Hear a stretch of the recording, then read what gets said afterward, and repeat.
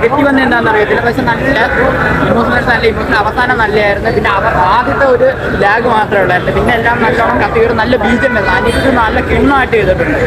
പിന്നെ അതിനകത്ത് എല്ലാം അടിപൊളിയാണ്. അവസാനം വന്നൊക്കെ അടിപൊളിയാണ്.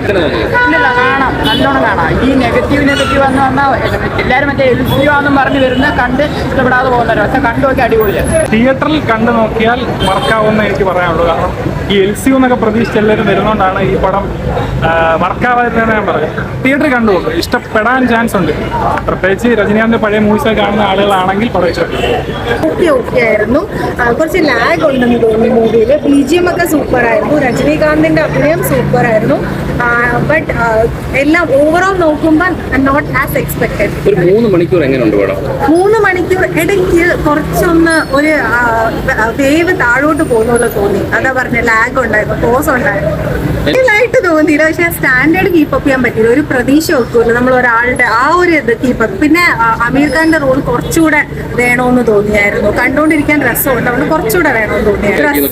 ഡ്രസ്സിങ് കോസ്റ്റ്യൂം കുറച്ചുകൂടെ ബെറ്റർ ആവായിരുന്നു. അതൊരു നെഗറ്റീവായിട്ട് തോന്നി. പ്ലസ് കുറച്ചുകൂടെ പൂച്ച അമീർ ഖാന് കൊടുക്കായിരുന്നു. Because is a talented actor. അപ്പൊ നന്നായിട്ട് പറ്റും ചെയ്യാൻ.